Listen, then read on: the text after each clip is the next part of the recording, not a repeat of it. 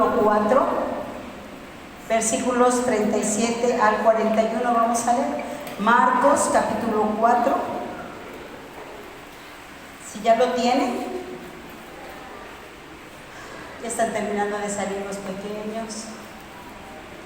Muy bien. Marcos 4, capítulo 4, versículos 37 al 41. ¿Sí? Marcos capítulo 4, versículos 37 al 41. Y adelante vamos a leer el capítulo 5, versículo 35 al 43. Pero empezamos con el 4, 37 al 41. ¿Ya lo tienen? Bien, les invito a que se pongan de pie. Lo leemos de manera alternada. Ya saben ustedes cómo es uno ustedes y uno yo, ¿vale? Empiezo yo. Dice la palabra del Señor de la siguiente manera. Aquel día, cuando llegó la noche, les dijo: pasemos al otro lado. Perdón. Sí estoy bien, ¿verdad? Marcos capítulo 4, versículo 37. Sí, yo empecé desde el 35. Me disculpan, vuelvo otra vez.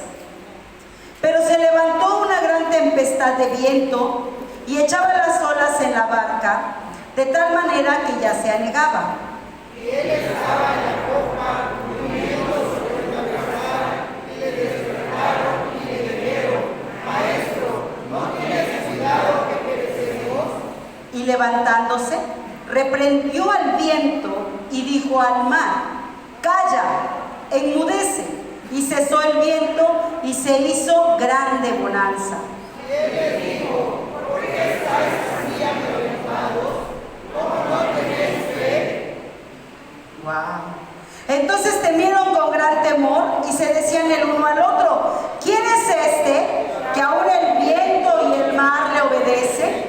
Ahora vamos al capítulo 5, versículo 35. Ahora sí empiezo del 35 al 43. Ahí en el 43 nos unimos todos, ¿les parece?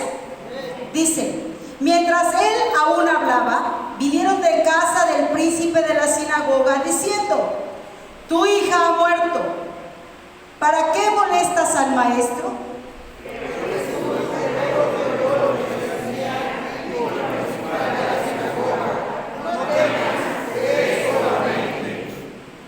Y no permitió que le siguiese nadie sino Pedro, Jacobo y Juan, hermano de Jacobo.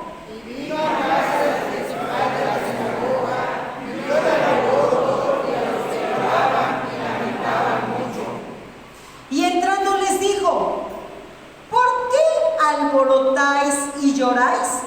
La niña no está muerta, sino duerme. Y se burlaban de él, hacerle tanto fuera a todos, como al padre y a la madre de la niña, y a los que estaban con él, y entró donde estaba la niña.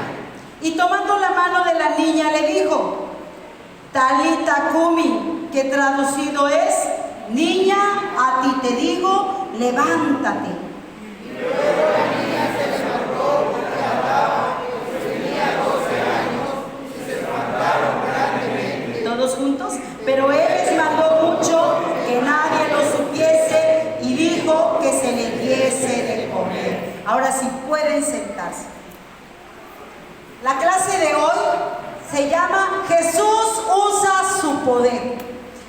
Los que estuvieron temprano, ¿cuál fue el primer coro que cantamos? Yo pregunto, ¿saben los músicos las clases o los temas? Wow, me lo imaginaba. Pero no es una muestra más que del poder y de la obra de Dios, amén. Porque a veces yo digo, a lo mejor ellos sabían el tema que vamos a ir, todo estuvo hablando del poder de Dios. Y hoy vamos a hablar cómo Jesús usa su poder. La verdad central de esta enseñanza dice que Jesús usó algunas veces su poder para controlar las fuerzas de la naturaleza. Amén. Y bueno, si nosotros hablamos de poder, ¿qué entendemos, hermanos?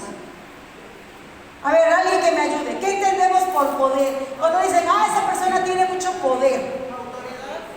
Muy bien, ¿qué otra cosa? Hermana Anita. Muy bien, hermana, autoridad. ¿Qué más? Orden, o sea, una persona que da una orden y se hace, ¿verdad? Muy bien. Dominio, perdón. Convencimiento, muy bien. El poder, gracias hermano. El poder es esa autoridad, es esa forma en la que lo que se digo tengo la autoridad o la capacidad de decidir qué se hace y qué no, ¿cierto? Y hoy vamos a hablar cómo Jesús usa su poder. Y solo en dos cosas, porque bueno, nosotros sabemos que nuestro Dios es soberano, pero hoy vamos a analizar solo dos cosas. Y de verdad que hace un rato yo cantaba y yo decía, Señor, tú eres bueno. Hay poder, le cantábamos hace un rato. En Cristo hay poder. Y hoy vamos a verlo en dos cosas nada más. Cómo Jesús muestra el poder en la naturaleza. ¿Creen ustedes que Él muestra el poder en la naturaleza? Y en la vida. Él tiene poder en la vida. Dominio sobre la muerte. Amén. Dominio sobre la muerte.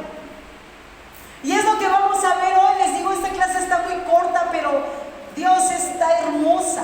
El primero que vamos a analizar es que Jesús tiene poder sobre las fuerzas naturales. Empezamos en el versículo 37 de Marcos capítulo 4 y dice la palabra del Señor como lo leíamos hace un rato. Dice, pero se levantó una gran tempestad. Bueno, ¿esto por qué sucede? Dice, desde el 35 yo leía, dice, aquel día cuando llegamos la noche, les dijo, pasemos al otro lado, y despidiendo a la multitud, le tomaron como estaba en la barca, y había también con él otras barcas. Jesús había predicado. Eran tiempos de mucha enseñanza. Y entonces dice, bueno, yo necesito descansar. Entonces vamos a subirnos a la barca. Aquí el autor de la guía dice que el mar de Galilea tiene aproximadamente 19 kilómetros de largo, 12 kilómetros de ancho. El monte Hermón, cubierto de nieve, es visible a 38 kilómetros al norte. Los campos de flores rojas y amarillas, dice, saludan a todos en la primavera. Este lago está a 200 metros debajo del nivel del mar. Y tiene forma de corazón. Y está anidado entre las colinas verdes que lo rodean. Dice que la atmósfera es serena y pesada.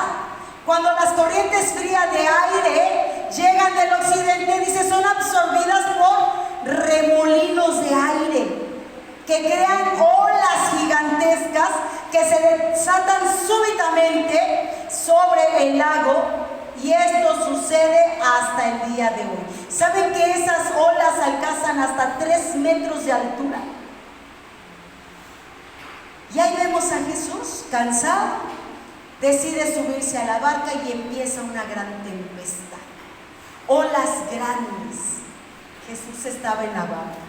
Versículo 38. Y él, Jesús, estaba en la popa. ¿Saben dónde es la popa? La parte de atrás del barco. Ahí estaba él. Dice, ¿qué estaba haciendo, hermanos? Durmiendo. Porque estaba muy cansado. Él había dado muchos mensajes ese día. Y estaba descansando sobre el cabezal. Es un tipo de almohadón para el timonero, hermanos. El que lleva el timón del barco es un almohadón, es lo que me dice el autor. Dice que ahí estaba acostado, pero le despiertan diciendo, maestro, ¿no te importa que perecemos? ¿No te importa que perecemos? Aquí hay una nota bien interesante. Y yo la comentaba hace un rato con mi esposo. Y le decía yo, es interesante los evangelios. Nosotros conocemos 4 evangelios, 3 sinópticos y un evangelio doctrinal, que es Juan. Juan habla de doctrina, pero los 3 primeros evangelios son sinópticos porque relatan la vida de Jesús y la obra de Jesús de una manera sincronizada. Mateo, siendo judío, habla de este acontecimiento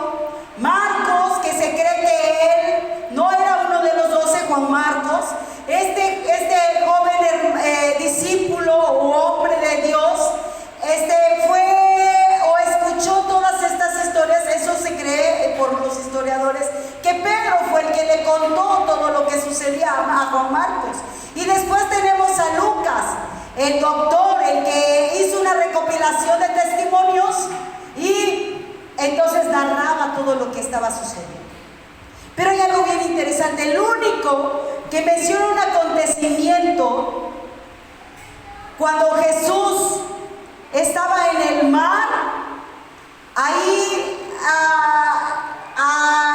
en pleno problema del maestro, no te importa que perecemos. Se cree que quien decía esto con atrevimiento es como decirle: oye, ¿tú qué te sientes? Estamos ahogándonos y estás dormidote, párate y ayúdanos, ¿no? ¿Quién cree que podría hacer esto con ese atrevimiento? Pedro. Eso se cree, ¿ok? Entonces le dice: maestro, ¿no te importa que perecemos? Entonces esta pregunta, hermano, tiene ese tono de impaciencia, de que estamos en pleno peligro y pareciera que tú estás durmiendo, que tú no nos ves, que tú no oyes, que tú no te das cuenta de lo que nosotros estamos pasando. Y dice la palabra de Dios en el versículo 39, ¿qué hizo Jesús?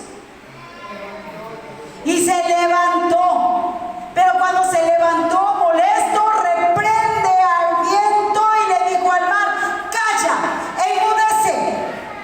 Y dice que en el instante hubo grande bonanza.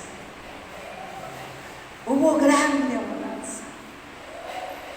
El año pasado, una noche, yo recuerdo que, o una tarde, como una tromba, pero el aire venía así y así. Yo tengo un guayabo en la casa y el guayabo se hacía de un lado a otro.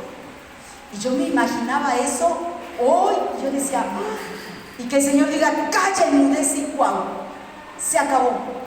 Y todo quieto. Fue al instante, no fue algo progresivo, fue al instante. Cuando Jesús se levanta y le ordena a la tormenta calmarse, dice la palabra que el viento se calmó y hubo grande bonanza.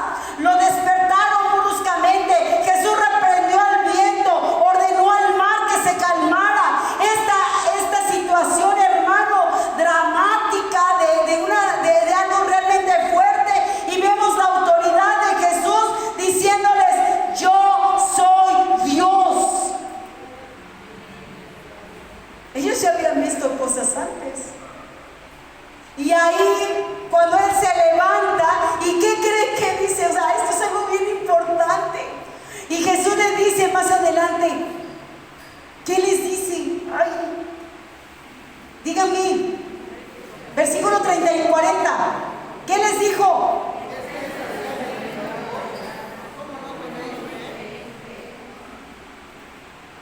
¡Au! ¿Qué te atormenta? ¿Qué te preocupa? ¿Sabes quién va en la barca?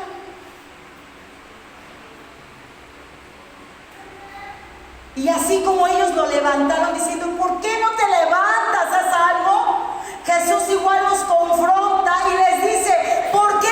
¿Por qué hacen tanto alboroto? ¿Que no hay fe aquí? ¿No tenemos fe? ¿Por qué están tan cobardes? Todavía no ven fe, no ven lo que yo soy, no ven mi poder, no han conocido mi amor, no han visto que yo tengo cuidado de ustedes. Eso era lo que Jesús les estaba diciendo. ¿Cierto o no? Él era el Dios del cielo y de la tierra. Los mares le obedecen. Me encanta como dice Isaías, que con el polvo de la tierra dice que lo junta ¿con qué? Con sus dedos. ¿Y lo tienen dónde? En sus manos. Y decía el uno al otro: entonces, ¿quién es este? Que hasta el viento y el mar le obedecen. Los discípulos comenzaban a aprender acerca del dominio sobre la naturaleza que Jesús tenía. Ahora estaban paralizados por la grandeza del momento. Hubo otro momento así, ¿se acuerdan?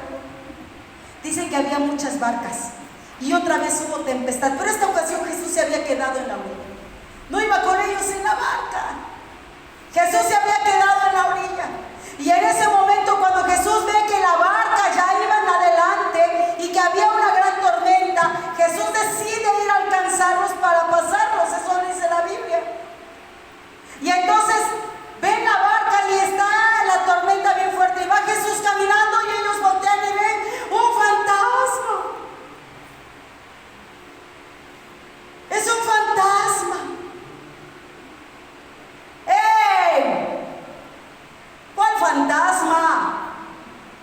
les dice Jesús, soy yo. Y ahí va otra vez Pedro. ¿Qué dijo Pedro? Ah, ¿eres tú? Yo quiero ir. Ahora yo quiero ir. Si de verdad eres tú, yo voy. Le dice, ven Pedro. ¿Y qué hizo Pedro? Empezó a dar pasos. Y se hunde. Estar en la tormenta no es fácil, hermano. Es bien fácil ver el problema afuera, pero adentro, cuando tienes el problema encima, cuando tienes la tristeza, cuando tienes el sobresalto, cuando tienes la angustia, cuando tienes la enfermedad, cuando tienes diagnósticos no favorables, no es tan sencillo. Pero Jesús le dice, ven, ven. Y Pedro se hunde. Y dice la palabra de Dios que solo Jesús lo toma de la mano y lo sube a la barca. Y cuando se suben a la barca, gran bonanza. Una vez más, el poder de Dios sobre la naturaleza. Porque el Dios que nosotros hemos conocido, mi amado hermano, es un Dios de poder, que aún los vientos y el mar le obedecen. Ellos tenían que aprender el dominio que Jesús tenía. Estaban paralizados al ver la grandeza de Dios. Hay algo que a mí siempre me ha gustado y creo que lo he dicho muchas veces, hermano, aquí. Y es que cuando nosotros hablamos de las obras sobrenaturales de Dios, a mí me impacta. No sé, o sea, es algo que yo digo, ¿cómo es posible que a alguien que le han diagnosticado un cáncer terminal y que, caray, ya no tiene nada? Que iba a haber una campaña en tal lado y en todos lados llovía, menos en ese lugar. Ese testimonio me lo daba mi madre. Hubo una campaña y dice que la gente se puso a orar ahí, una campaña evangelística, y alrededor del estadio era un aguacero terrible, pero en el estadio no llovía. Sí. Que tú vas a hacer algo, Señor, mira, y Dios no lo ha hecho. Tiene poder sobre la naturaleza, porque Él es Dios.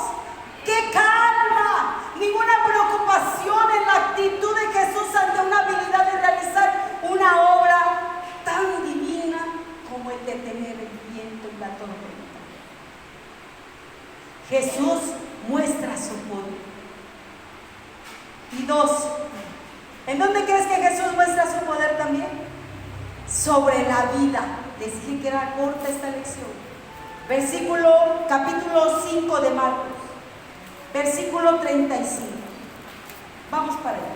Dice la palabra del Señor: mientras él aún hablaba, vinieron de casa del principal de la sinagoga diciendo: tu hija ha muerto. ¿Cierto? Les voy a leer desde el 21. Dice: pasando otra vez Jesús en una barca a la otra orilla, se reunió alrededor de él una gran multitud, y él estaba junto al mar. Eran los tiempos del ministerio de Jesús. A Jesús lo seguían, le llevaban muertos, le llevaban gente enferma, le llevaban de todo. Dice: y vino uno de los principales de la sinagoga. No era cualquier persona, era uno de los principales de la sinagoga. ¿Cómo se llamaba? Y luego que le vio, ¿qué hizo Jairo? Se postró a sus pies. Se postró y le rogaba mucho, diciendo: mi hija está como ven y pon las manos sobre ella para que sea salva y vivirá. Entonces Jesús dice: ok, vamos contigo, Jairo. Y Jesús se levanta y empieza a caminar con Jairo. Dice: y le seguía una gran multitud y le apretaban. Pero una mujer que desde hacía 12 años padecía flujo de sangre y había sufrido mucho y de muchos médicos y gastado todo lo que tenía y nada había aprovechado, antes le iba peor. Cuando oyó hablar de Jesús, vino por detrás entre la multitud. ¿Y qué hizo? Porque decía: si tocare tan solamente su manto, seré salva. Y enseguida la fuente de su sangre se secó y sintió en el cuerpo que estaba sana de aquel azote. Luego Jesús, conociendo en sí mismo el poder que le había salido de él, se volvió a la multitud y dijo: ¿quién ha tocado mis vestidos? Sus discípulos le dijeron: ves que la multitud te aprieta y dices: ¿quién me ha tocado? Pero él miraba alrededor para ver quién había hecho. Era Dios. Sabía lo que estaba pasando. Amén. Sabía lo que estaba pasando. Y esto me encanta. Y dice la palabra del Señor: entonces la mujer, temiendo y temblando, sabiendo lo que en ella había sido hecho, vino y se postró delante de él y le dijo toda la verdad. Y él le dijo: hija, tu fe te ha hecho salva. Ve en paz y queda sana de tu azote. Mientras él aún hablaba, ay Dios, ¿quiénes llegaron? Los principales de la casa de Jairo, de la sinagoga. ¿Y qué le dijeron?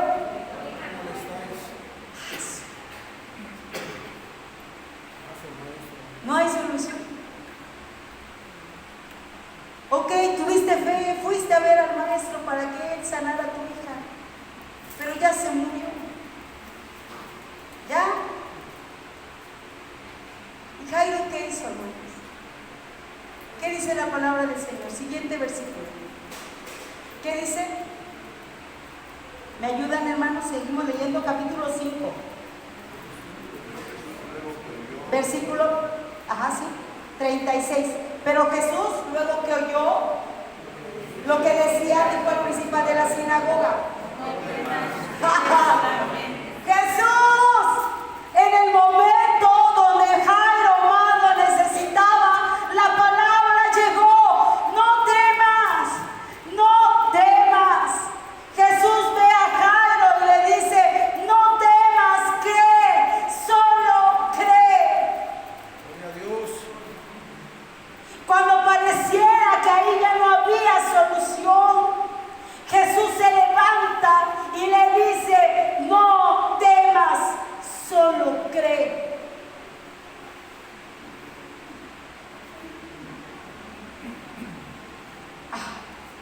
Esto mueve, de verdad, hermano, cuando yo escucho esto y veo cómo Dios es fiel. Porque en el momento en el que creemos que ya no hay nada, Él viene y te recuerda que Él es el Dios soberano de la naturaleza, pero también es el Dios soberano de la vida. No hay nada que de Él escape. Pero ¿qué pide de ti? Porque es necesario que el que se acerca a Él crea en Él. Esto es algo impactante, mi amado hermano.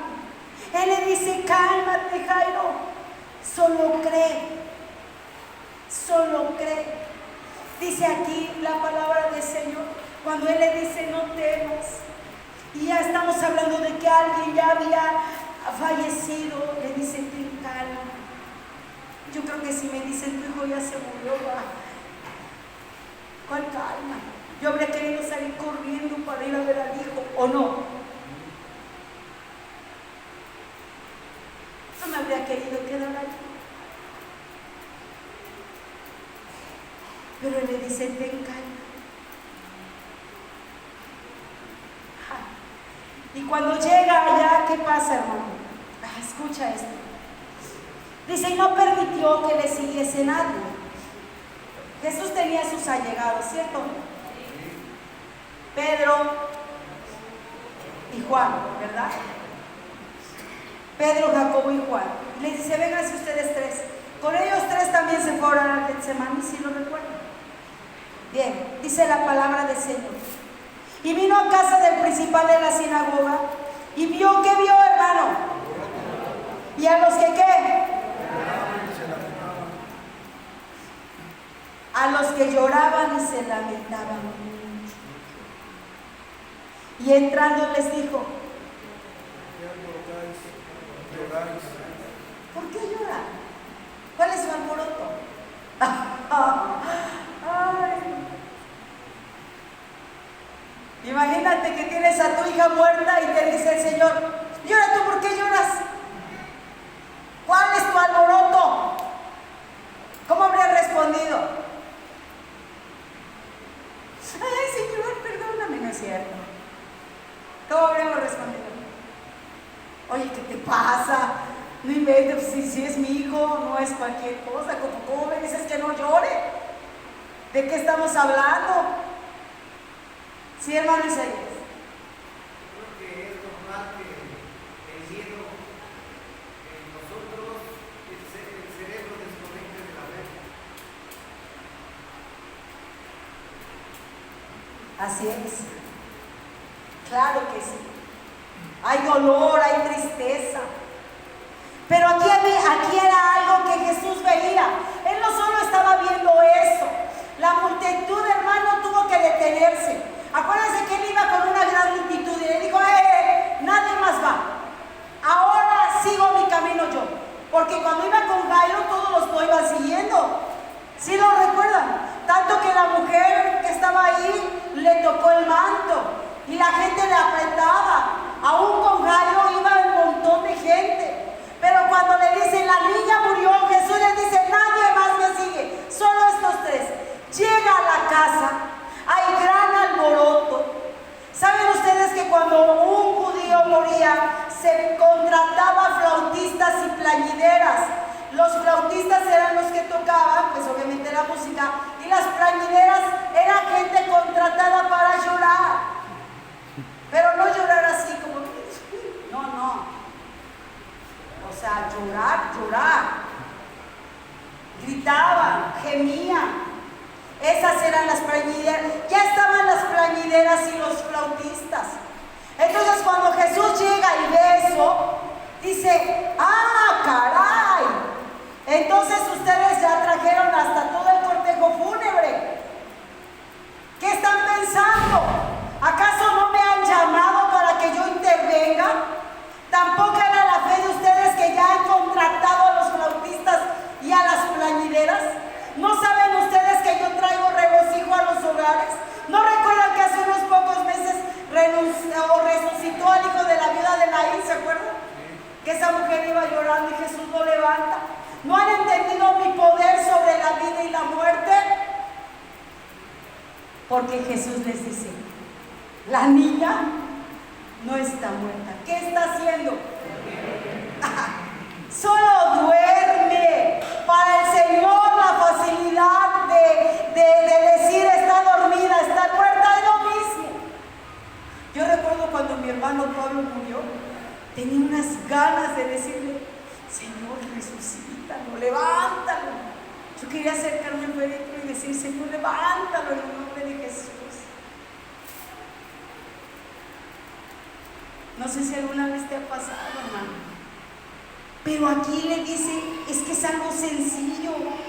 Desde la parte de la vida, de la visión de Jesús, nada. ¿Y qué hizo la gente?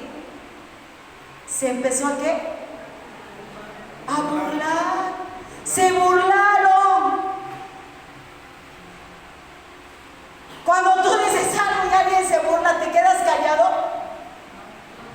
Pablo, ¿qué harías si yo me burlara ahorita de ti? Pablo Jiménez. No se la soples, Vani. Estás enfermo. Que Vani te diga, nos diga. ¿Qué dijo? ¿Qué haría? Te enojas. Pues sí, ¿no? ¿Pero qué creen que hizo Jesús? ¿Se enojó? ¿Qué dice la Biblia? ¡No! Les pasó por alto la ofensa. Te voy a decir por qué. Porque ellos tenían que ver el contraste y la causa de la maravilla al ver a esa niña resucitada, después de verla muerta, resucitada, porque Él era el dador de la vida. Él era Dios. Y dice que entonces Él, ¿qué hizo? Los echó fuera. Ahora sí, dijo, ya, vamos por fuera. Sálganse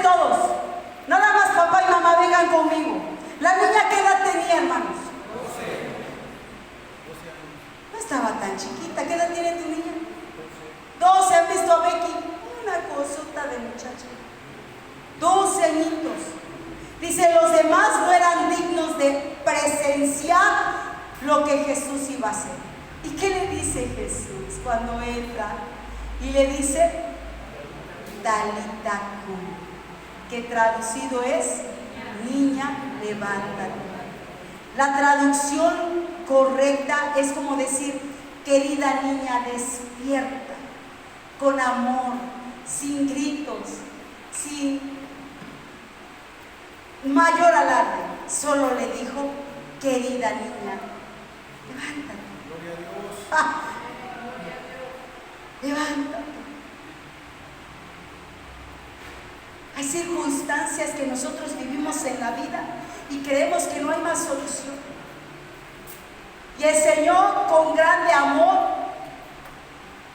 te dice, Talita cumi, levántate. Gloria a Dios. Levántate, mi querida niña, levántate. ¿Y sabes por qué o para qué? Porque la gloria de Dios se tenía que ver reflejada. Le dice, querida niña, dice que el autor aquí no nos menciona que haya pasado nada más. El poder del Señor es algo así, hermano, natural, suave, pero poderoso. Poderoso. Enseguida la niña se levantó, dice la palabra de Dios, versículo 42. ¿Y qué pasó con esa niña? Ya andaba caminando porque tenía 12 años. ¿Y los demás qué hacían? Atónitos, se quedaron boquiabiertos. No sabían qué decir al ver la obra sobrenatural de Jesús. No sabían qué decir. Él les mandó estrictamente. Pregunto, ¿por qué creen que Jesús les dijo, no digan nada?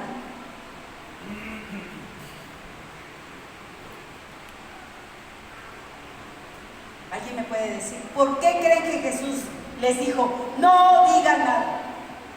Acababa de hacer un milagro extraordinario. ¿Por qué creen que dijo, calladitos se van a ver bonitos? Nadie diga nada. ¿Por qué? ¿Qué piensan ustedes? ¿Perdón? ¿Por qué iba a llegar más gente? Dice mi hermana. A ver, alguien más que me diga otro comentario. ¿Por qué creen que Jesús dijo, no se lo diga a nadie? ¿Mande? Perdón. Por humildad. Por humildad. Humildad. Ah, ok, hermano. Muy bien. Porque, bueno, al inicio de su ministerio, Jesús siempre fue discreto, siempre le recomendaba eso porque no quería que se revelara todavía que él era el Mesías. Entonces, casi siempre al inicio de su ministerio pedía que fueran reservados por los milagros que él hacía. Ya hasta el final de su ministerio, cuando se revela como el Mesías, lo hace abiertamente. De hecho, hay autores que dicen esto, hermanos, que de hecho fue un ministerio progresivo. Por ejemplo, a esta niña tenía horas de haber fallecido. La viuda o al hijo de la viuda de Naín ya lo iban a enterrar. ¿Se acuerdan? Lázaro, ¿cuántos días ya tenía de haber fallecido? Fue después. Ya olía mal. Y Jesús, Él mismo, ¿verdad? Dios lo levanta de los muertos, pero hay promesa para nosotros. ¿Cuál es esa promesa para nosotros? Juan capítulo 5, versículos 28 y 29. Ayúdenme a leerlo, por favor. Juan 5, 28 al 29. ¿Qué dice?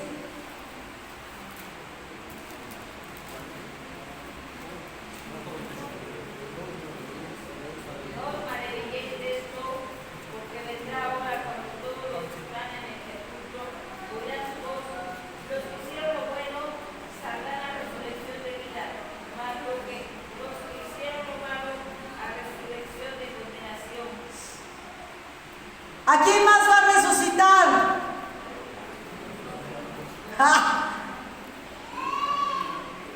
Él es el Dios de poder, hermano.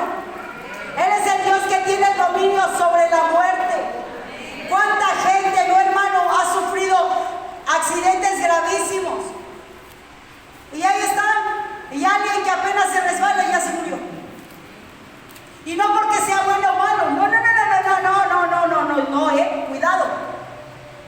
sino porque Dios es soberano.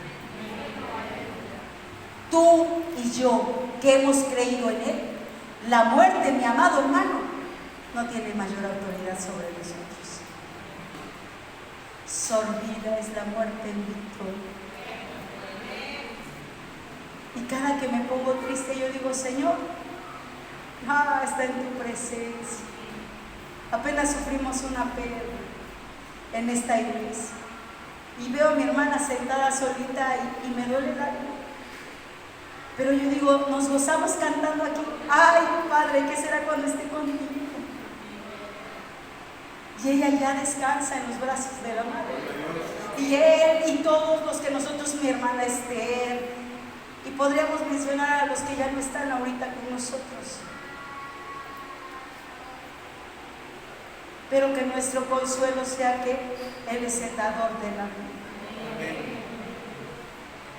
No hay nada que escape de su mano.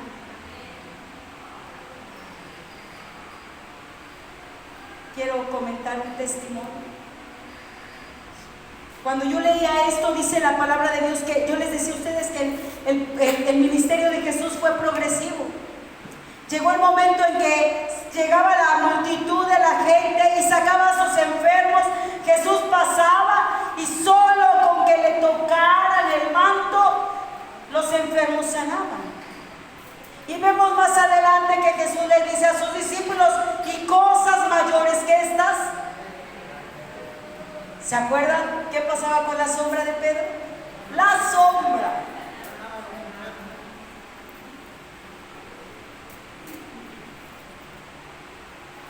Jesús muestra a su pueblo.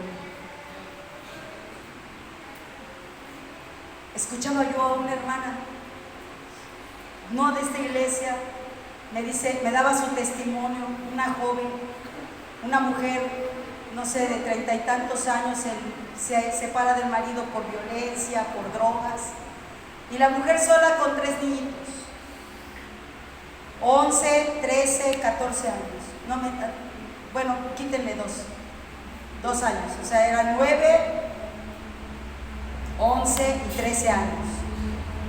Y una mujer sin nada que comer, sale de su casa, busca ayuda, no se la da. Entonces llega a la Alameda y dice, pues, ¿qué hago? Y ella se sentó ahí con sus hijitos.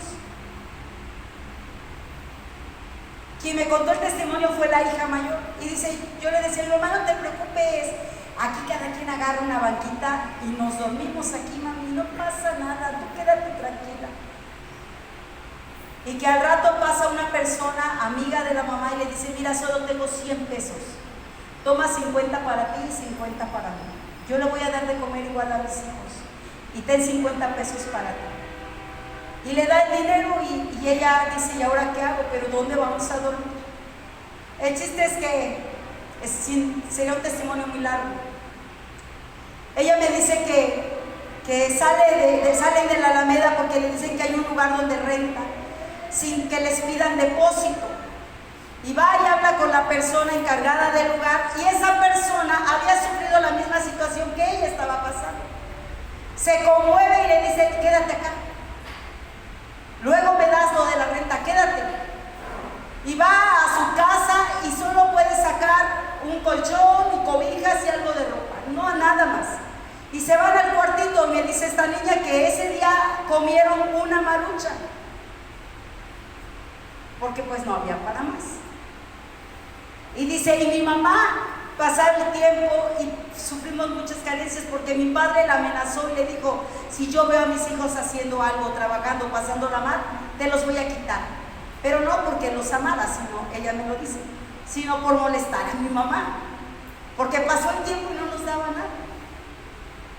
Entonces, ahí estaban ellos, y dice que la mamá buscaba trabajo, y trabajo que llegaba o lo cerraba o alguna situación y no duraban los trabajos. Y cuando llegaba a la casa, pues no había que comer. Dejaba a los niños dormir todo el día para que no le pidieran de comer. Eso me cuenta esta joven. Dice, mi mamá nos dejaba dormir todo el día, no duérmete, para no darnos de comer. Y dice dice esta joven que pasa el tiempo y el papá un día llega muy drogado, ya tenía permiso de ver a los niños. Ella tenía 14 años, 13 y 11 años. El papá se dedicaba a hacer tatuajes. Entonces la mamá se sale para que los hijos pudieran convivir con su papá. Cuando llega ya los estaba tatuando. Entonces la mamá se enoja, hacen pleito y se dejan de ver por tiempo, por mucho tiempo. Para esto,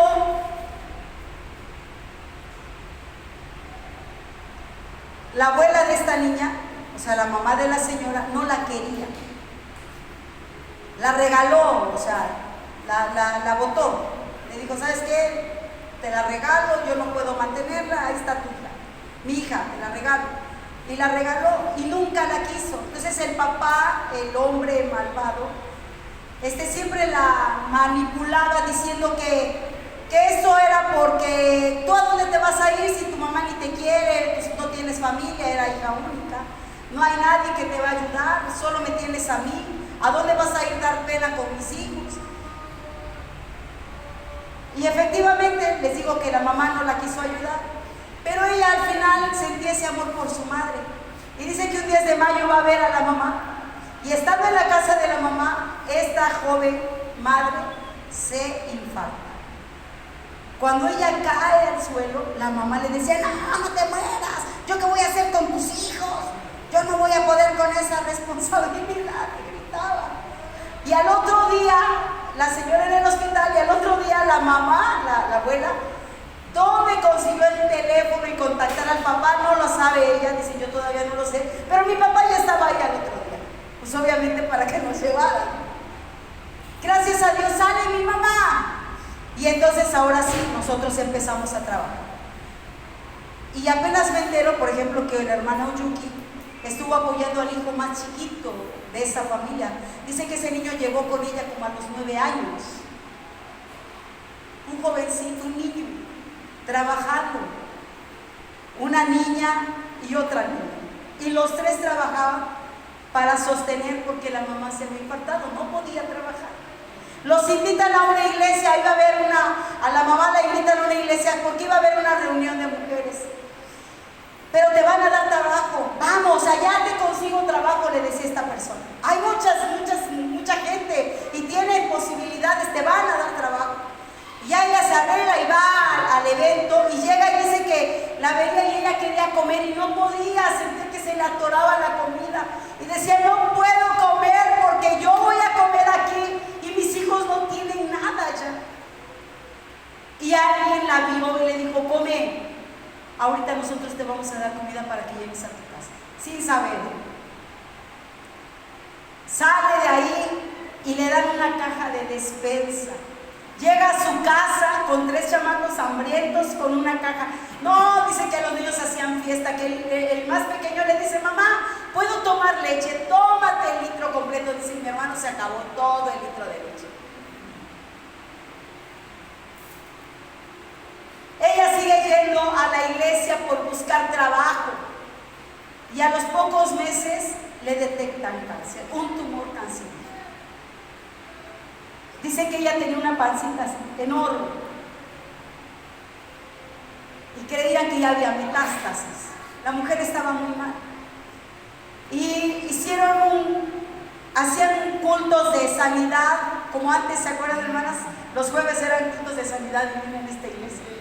Pues en ese lugar así, y que el pastor, en alguna ocasión llegó un matrimonio y el varón llegó con cáncer y Dios lo sanó.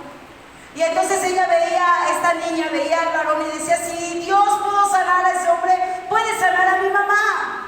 Yo sé que la puede sanar. Y al otro día ella iba a ir a estudios, al hospital, para decirle que seguía quimios, radiaciones o nada. Entonces hacen una oración, dice el pastor oró tan bonito por mi mamá. Y que nos vamos a hacer los estudios. Cuando llegamos ahí, yo veía que el doctor me decía, ay, y tronaba la boca y hacía unos gestos. Y yo decía, ¿y ahora qué? Ay, mi mamá. Y la volteaba y le hacía y la revisó. Y yo decía, me van a decir que ya se va a morir mi mamá, ¿qué vamos a hacer? Yo me quedo con mis hermanos, ¿cómo no vamos a ir con mi papá? Y ella preocupadísima. Y sale y le dice el doctor, no entiendo qué está pasando aquí. Pero les cuento, me brinqué una partecita. Cuando terminó de orar el hermano, dice la hermana, siento un hueco. Le decía a su hija, siento un hueco, hija, no sé, siento raro. Ay, mamita, y la otra diciendo, oye, a lo mejor ya se le reventó y está ya se va a morir mi mamá. Y le dice el médico, yo no entiendo qué está pasando aquí, no lo logro entender. Pero no hay nada. Y aquí está la masa, yo te acabo de hacer este estudio, no hay nada. Dice que la mujer era un palito, ya estaba muy delgada, pues no comía. Y llegó a la casa y había sido el cumpleaños de ella, ya le gusta el pozole y la mamá le hizo pozole. Y a ella pues su caldito, porque no comía nada la hermanita. Y que ella le dice, hija, es que yo tengo mucha hambre. Te mamita, le sirves, no hija, ¿me regalas un pozole? Sí, 2 platos de pozole. Mi mamá no volvió a subir de peso, dice, pero Dios la sana. Gloria a Dios.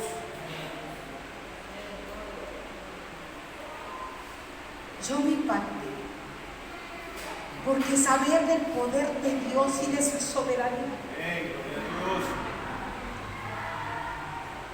Dios es el mismo ayer, hoy y siempre. Yo no sé qué problema tú estás pasando. ¿Sabes cuál es el texto de esta mañana? No temas, solo cree. Gloria a Dios. No temas, solo cree.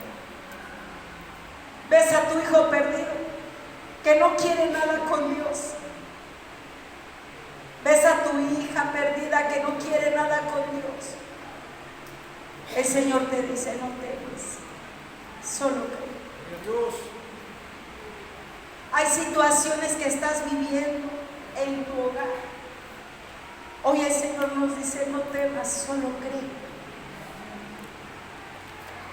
Que sentimos que nuestra vida ya está muerta, que ya no hay opciones, no hay solución. Te dice el Señor, hija, levántate, porque yo he venido a dar vida y a dar en abundancia. El Señor no espera que tú vivas como muerto. El Señor no espera que la gente se burle cuando diga, tú estás vivo. No, hermana, tú estás viva por la gracia de Dios. Y hablo de una vida espiritual. Porque a veces nuestra vida la vivimos como si estuviéramos muertos. Por eso cuando cantamos Hosana, ¿sabes qué significa Hosana? Salvación. Da vida, Señor, danos vida. ¿Qué situación estás viviendo? Solo Dios la sabe. ¿Qué estás pasando hoy? Solo Dios lo sabe. Pero en esta mañana, mi amado hermano, no es algo que yo haya programado, no, estas lecciones están desde hace mucho tiempo. No es algo que yo diga, va a ir hoy el hermano Israel, vamos a recordarle porque su esposa está enferma, que Dios sana, que Dios es un Dios de poder. No, porque tú estabas en el corazón de Dios, no es mi pensamiento. Es Dios diciéndote y recordándote que es un Dios de poder, que obra en lo sobrenatural, pero obra en la vida. Es un Dios de vivos.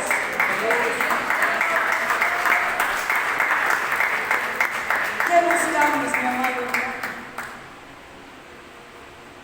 ¿Qué tienes tú hoy? Este altar poco se usa. Hace unos meses yo lloraba amargamente y yo decía, necesito. Y me decía la persona que me daba consejo y me decía, ¿sabes? Tú tienes un testimonio grande de tu madre, siempre lo dices, que tu mamá se pasaba horas orando. Y cuando yo andaba lejos y ya decía, ya va a empezar a orar, porque yo oraba, no, era grito a pulmón abierto, 2 horas te echabas oración. O sea, orabas con ella o orabas con ella. 2 horas a la mitad de la sala, una casa pequeña, imagínate, tú te la echabas ahí, porque oraba por todos y por todos. Y me decía esta persona, tú tienes la solución, Elia, tú tienes la solución, porque lo que estás pasando físicamente es estrés, una migraña, la vista, la piel, situaciones estomacales, o sea, es estrés. Pero tú tienes la solución. Tuviste un gran ejemplo. ¿Qué tienes? ¿Qué es lo que hoy tú quieres decirle al Señor? Hoy he aprendido que tú eres un Dios de poder. Mira mi situación. Mira la situación que hoy yo estoy viviendo. A lo mejor y no como Pedro, que le digas, ah, Señor, no ves que perezco, porque el Señor tiene cuidado de nosotros. No hay nada que de Él escape, hermano. Si tú crees que alguien llegó por casualidad a darte algo, no, hermano. Ese es Dios. Ese es Dios. ¿Tienes algo? ¿Quieres pasar hoy aquí?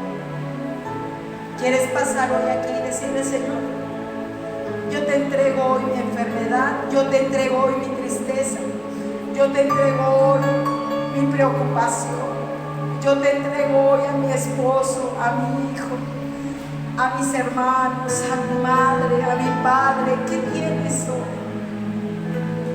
Aleluya.